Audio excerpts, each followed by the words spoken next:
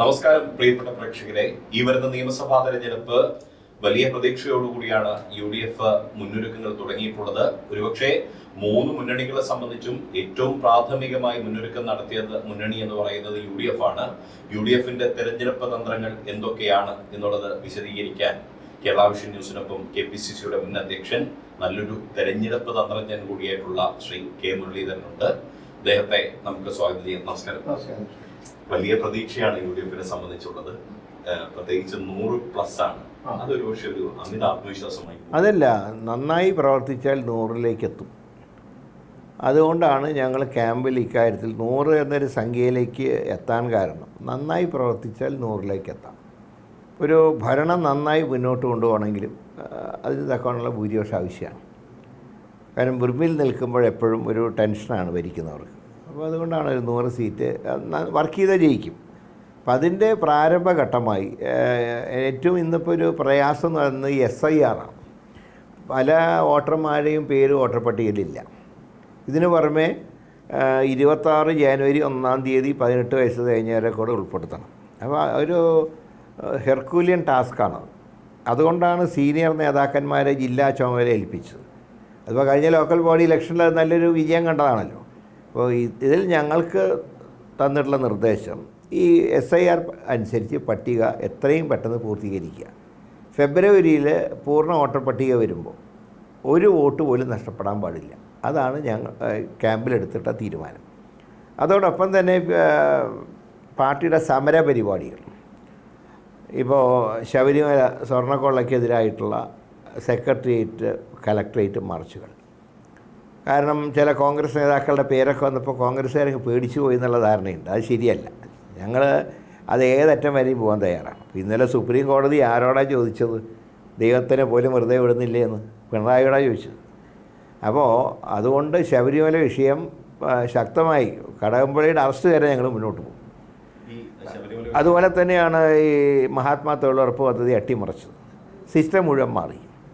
ഇപ്പം കേരളത്തിനെ പോലത്തെ ഒരു സ്റ്റേറ്റിൽ 1600 കോടിയുടെ അധിക ബാധ്യത വരികയാണ്.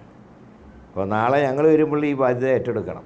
അത് ക്രമേണ സംഖ്യ വർദ്ധിക്കും. കാരണം 90-10 ആയിരുന്നത് 60-40 ആവുകയാണ്. അപ്പോൾ ഘടന മാറി, എല്ലാം മാറും. അതായത് ഈ പദ്ധതി ഇല്ലാണ്ടാവും. അതുകൊണ്ടാണ് അതിനെതിരായിട്ടുള്ള രാപ്പകൽ സമരം സെക്രട്ടേറിയറ്റിൻ്റെ മുമ്പിൽ 13-14 തീയതികൾ. പിന്നെ ബൂത്ത് തല കൺവെൻഷനുകൾ. അപ്പോൾ ഈ ബൂത്താണല്ലോ ഇലക്ഷൻ ഏറ്റവും പ്രധാനം.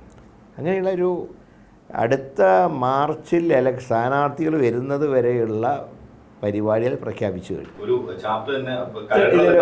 ഒരു കലണ്ടർ തന്നെ. അതിനിടയ്ക്ക് സീറ്റ് ചർച്ചകൾ പൂർത്തിയാക്കും. സ്ഥാനാർത്ഥി നിർണയത്തിലേക്ക് കടക്കും. ഇപ്പോൾ അടുത്ത ആഴ്ച സ്ക്രീനിങ് കമ്മിറ്റി അംഗങ്ങൾ കേരളത്തിലേക്ക് വരുന്നുണ്ട്. അതെ. അപ്പോൾ അവർ പറഞ്ഞിട്ടുള്ളത് ആർക്ക് വേണമെങ്കിലും കണ്ട് നിർദ്ദേശങ്ങൾ സമർപ്പിക്കാം. പാർട്ടിയുടെ ഏത് ഭാരവാഹികൾക്കാണെങ്കിലും അവരെ പോയി കണ്ട് നിർദ്ദേശങ്ങൾ സമർപ്പിക്കുക. അത് ആദ്യം ഒരു പുതിയൊരു സിസ്റ്റമാണത്. സാധാരണ ഇലക്ഷൻ കമ്മിറ്റി കൂടി പാർട്ടി നേതാക്കളെ ഏൽപ്പിക്കും, ചുമതല ഏൽപ്പിക്കും. അവർ സ്ക്രീനിങ് കമ്മിറ്റിയിൽ പോയി, സ്ക്രീനിങ് കമ്മിറ്റിയിൽ എന്ന് പറയാൻ പാർലമെൻ്ററി പാർട്ടി നേതാവും KPCC പ്രസിഡൻറ്റും മാത്രമേ ഉണ്ടാവുള്ളൂ. ബാക്കി ആരും ഉണ്ടാവില്ല. അപ്പോൾ അങ്ങനെ അവർ രണ്ടുപേരും മാത്രമാണ് ഉണ്ടാവുക. അപ്പോൾ ഇത്തവണ അതുകൊണ്ട് സ്ക്രീനിങ് കമ്മിറ്റി പാർട്ടി പ്രവർത്തകർ അങ്ങോട്ട് ചോദിക്കുകയാണ്, നിങ്ങൾ ആരൊക്കെ ഞങ്ങളുടെ നിർദ്ദേശങ്ങൾ. അപ്പോൾ അങ്ങനെ അത്രയും വിശാലമായിട്ടാണ് ഇത്തവണത്തെ സ്ഥാനാർത്ഥി നിർണയം.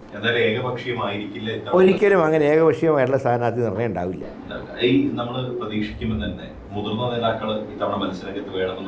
അല്ല, അതും അവരെയും ആവശ്യമാണ്. എന്നാൽ പുതിയ തലമുറ ആവശ്യമാണ്.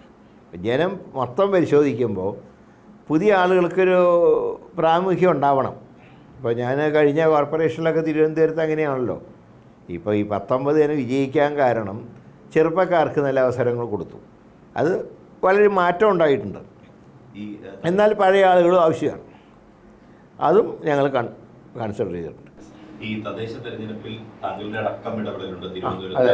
മികച്ച തിരിച്ചുവരവ് കോൺഗ്രസിനെ സംബന്ധിച്ച് അതിൽ തന്നെ ജെൻസി സ്ഥാനാർത്ഥികൾ, അല്ലെങ്കിൽ ജെൻസികളെ സ്വാധീനിക്കാൻ പറ്റിയ ശബരിനാഥൻ അടക്കമുള്ള ഒരു സ്ഥാനാർത്ഥിത്വമുണ്ടായിരുന്നു. ഇത്തവണ നമ്മുടെ ഈ നിയമസഭാ തെരഞ്ഞെടുപ്പിലേക്ക് വരുമ്പോൾ ജെൻസികളെ ജെൻസി സ്ഥാനാർത്ഥികൾ എന്ന് പറയുന്നില്ല, ജെൻസികളെ സ്വാധീനിക്കാൻ പറ്റുന്ന സ്ഥാനാർത്ഥിത്വം ഉണ്ടാകും. തീർച്ചയായിട്ടും. കാരണം ഈ ഇലക്ഷനൊരു പ്രധാന ഘടകമല്ലേ അത്. അപ്പോൾ തിരുവനന്തപുരത്തൊക്കെ ഞങ്ങൾക്ക് കുറേ മെച്ചം കിട്ടിയിട്ടുണ്ട്. പിന്നെ തിരുവനന്തപുരത്ത് BJP ജയിക്കാനുണ്ടായത് കാരണം എന്ന് പറയുന്നത് ജനങ്ങൾ ഭരണം മാറ്റം ആഗ്രഹിച്ചു. കാരണം അത് പൂർണ്ണ യു ഡി എഫിനെ കൊണ്ട് കഴിയുമെന്ന് സംശയമുണ്ടായി. ആ സംശയത്തിലാണ് ബി ജെ പിക്ക് 50 സീറ്റ് കിട്ടുന്നത്. അപ്പോഴും അതിൻ്റെ കാരണം ഭരണവിരുദ്ധ വികാരം അവർക്ക് കൂടുതൽ മുതലെടുക്കാൻ കഴിഞ്ഞു. എന്നാൽ ഞങ്ങളെ പൂർണ്ണമായിട്ട് തള്ളിയിട്ടുമില്ല. ഞങ്ങളെയും കുറേയൊക്കെ ഞങ്ങളെയും വിജയിപ്പിച്ചിട്ടുണ്ട്. അപ്പോൾ പക്ഷേ അത് അസംബ്ലിയിൽ വരുമ്പോൾ അങ്ങനെ ഉണ്ടാവണമെന്നില്ല. കാരണം ബി ജെ പി അസംബ്ലി ജയിക്കില്ല എന്ന് എല്ലാവർക്കും അറിയാം. അതുകൊണ്ട് അങ്ങനെ അധികം വോട്ട് പാഴാക്കില്ല ജനം.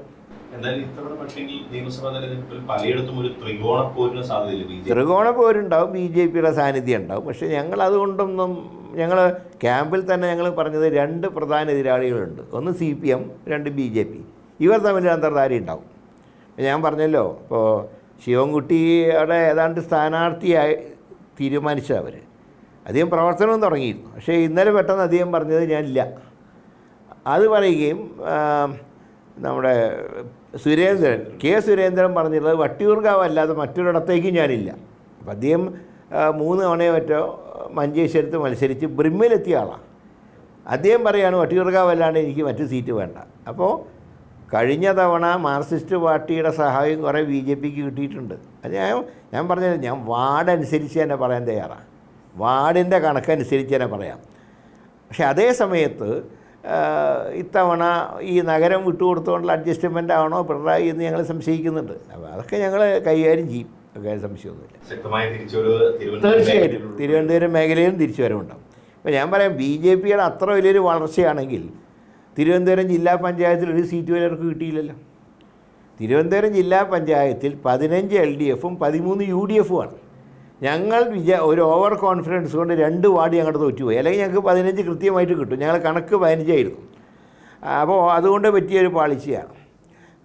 പക്ഷേ BJPക്ക് സ്വാധീനം ഉണ്ടായിരുന്നെങ്കിൽ ജില്ലാ പഞ്ചായത്ത് എന്ന് പറഞ്ഞാൽ മിനി അസംബ്ലി അല്ലേ, അവിടെ കിട്ടിയില്ലല്ലോ. നഗരത്തിൽ 50 സീറ്റ് ലഭിച്ചിട്ട് പോലും 2 നിയോജകമണ്ഡലത്തിലെ 1ാം സ്ഥാനത്ത് വന്നിട്ടുള്ളൂ, വട്ടിയൂർക്കാവിലും നേമത്തും. അത് അസംബ്ലി വരുമ്പോൾ ഉണ്ടാവണമെന്നില്ല. അസംബ്ലിയിൽ അത് തിരിച്ചടിക്കും. മറ്റൊന്ന്, ഈ MP-മാർ മത്സരിക്കേണ്ടുന്ന ഒരു അനിവാര്യമായ സാഹചര്യം ഇപ്പോൾ കേരളത്തിൽ ഉണ്ടാകും. അല്ല, അത് എല്ലാ MP-മാരുടെ കാര്യത്തിൽ പൂർണ്ണമായിട്ട് തീരുമാനമെടുക്കേണ്ട ഹൈക്കമാൻഡാണ്. അപ്പോൾ അതുകൊണ്ട് ആ കാര്യത്തിനെക്കുറിച്ചൊരു ഡിബേറ്റിലേക്ക് പോകേണ്ട ആവശ്യമില്ല. അത് ഹൈക്കമാൻഡ് എന്ത് പറയുന്നോ ഞങ്ങൾ അനുസരിക്കും, അത്ര തന്നെ.